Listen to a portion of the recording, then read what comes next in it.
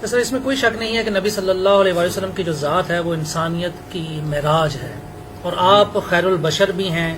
اگر آپ صلی اللہ علیہ وآلہ وسلم کی ذات کو بحیثیت انسان نہ لیا جائے تو پھر ہم لقد کان فی رسول اللہ اسوۃ حسنہ پر کیسے عمل کر سکتے ہیں؟ لقد کان لکم فی رسول اللہ اسوۃ حسنہ، سورۃ الاحزاب۔ نہیں تو انسان ہی مانتا ہے میرے بھائی، سارے انسان مانتے ہیں۔ As far as species is concerned آپ صلی اللہ علیہ وآلہ وسلم انسان تھے۔ نہ بریلوی یہ کہتے ہیں، نہ دیوبندی، نہ اہل حدیث، نہ شیعہ کہ آپ صلی اللہ علیہ وسلم انسان نہیں تھے۔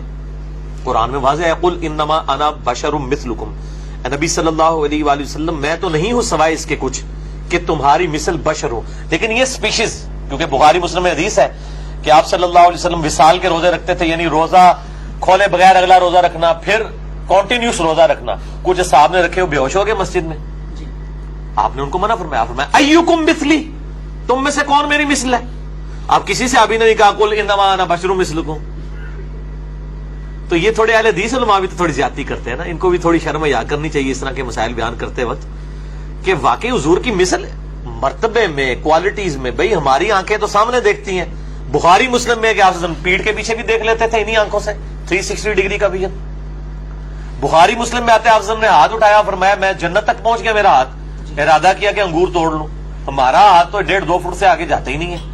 نبی بشر ایز اے اسپیشیز ہماری طرح، مرتبے میں نہیں ہے، کوالٹیز میں نہیں ہے، کسی انسانیت کو راز ہے ان کے اوپر۔ اشرف المخلوقات میں سے بھی اشرف، افضل البشر ہے۔ باقی یہ ٹھیک ہے جب آپ کو خون یعنی زخم آیا ہے، صحیح مسلم میں آیا آپ پہ احد کے اوپر، جب آپ کے اوپر پتھر برسائے گئے تو آپ کی مبارک جوتیاں بھی خون میں نہائی گئی۔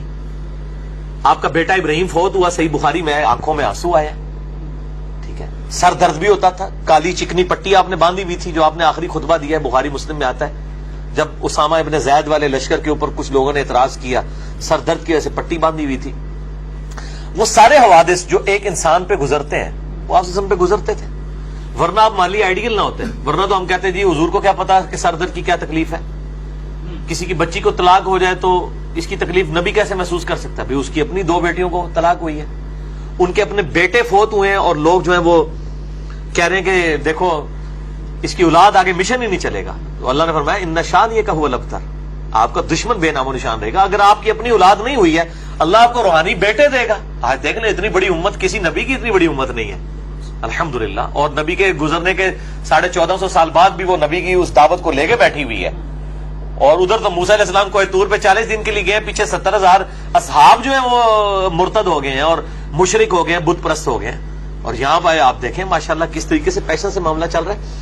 تو یہ اس امت کو اللہ تعالیٰ نے خاص یعنی فضیلت دی ہے حضور کی برکت سے۔ کنتم خیر امت اخرجت للناس تأمرون بالمعروف وتنہون عن المنکر، یہ جو یعنی جو یہ نبیوں والا کام جو ملا ہے وہ ختم نبوت کی برکت سے ہمیں ملا ہے، یہ ساری حضور کی نسبتیں ہیں۔ تو آپ ہمارے لیے رول ماڈل ہیں۔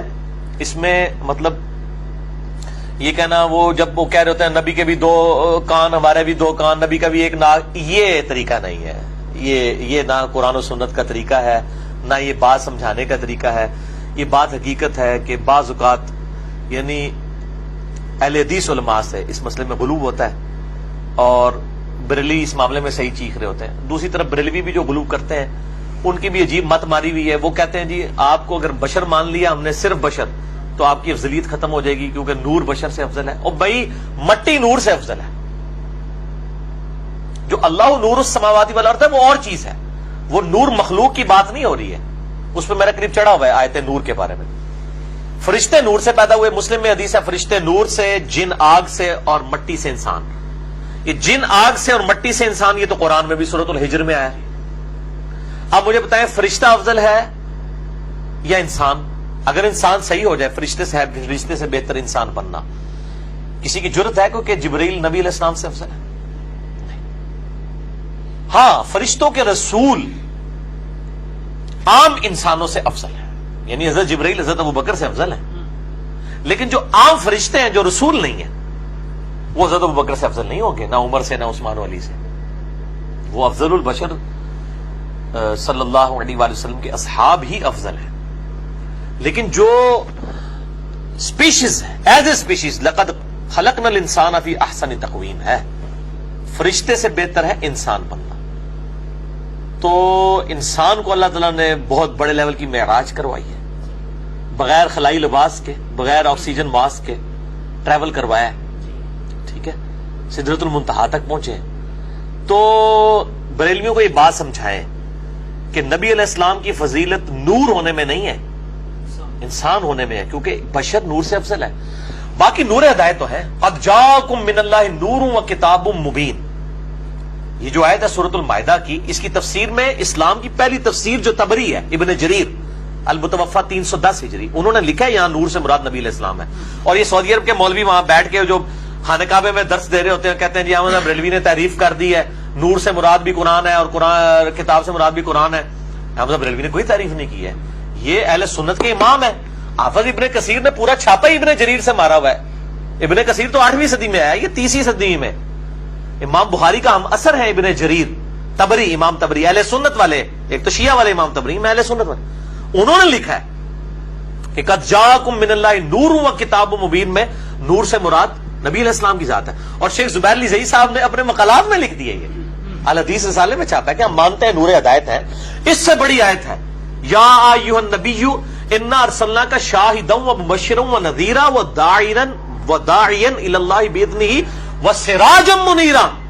آپ صلی اللہ علیہ وآلہ وسلم وہ سورج ہے جو چمکا دیتا ہے، آپ نور ہدایت ہیں، اور آپ نہیں، آپ کے اصحاب نور ہدایت ہیں، صحیح بخاری نور ہدایت ہے، صحیح مسلم نور ہدایت ہے، قرآن نور ہدایت ہے۔